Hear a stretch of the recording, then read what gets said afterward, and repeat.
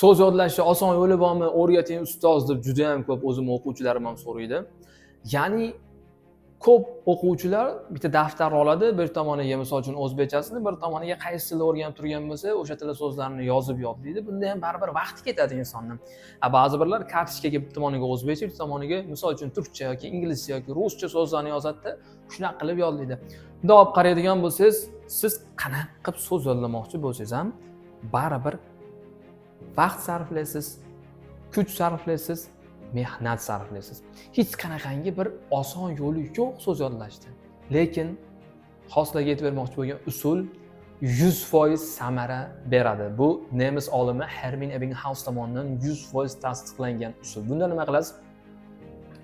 So'zlarni kartochkaga bo'lib, misol uchun oq qog'ozga yozib olasiz. Yozib chiqqaningizdan keyin bitta qog'ozdan 48 ta, 60 ta atrofida so'z chiqadi. Endi biz turk tilidan misol uchun dars berganligim uchun o'zim bir tomoniga anne deb yozdingiz, bir tomoniga misol uchun tarjimasi ona. Shunaqa qilib yozdingizda 20 ta so'zni har 1 soatda takrorlaydigan so'zlar ro'yxatingizga qo'shib qo'yasiz. Shu so'zlarni har 1 soatda takrorlaysiz. Endi esingizdan chiqmayaptimi? Har 5 soatda takrorlaydigan so'zlar ro'yxatiga qo'shasiz. Har 5 soatda takrorlab boraverasiz.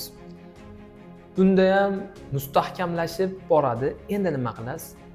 Har bir kunda takrorlaydigan so'zlar ro'yxatiga qo'shasiz. Har kuni faqat bir marta takrorlab qo'yasiz, bo'ldi. Keyingi usul har bir haftada takrorlaydigan so'zlar ro'yxatiga qo'shasiz. Faqat bir marta takrorlaysiz, bo'ldi.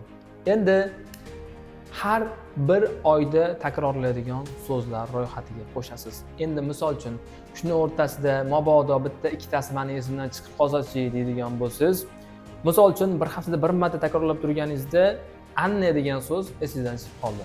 O'zbekchasi ona degani. Nima qilasiz? Orqaga bitta qaytarasiz, ya'ni har bir kunda takrorlaydigan so'zlar ro'yxatiga qo'shib qo'yasiz.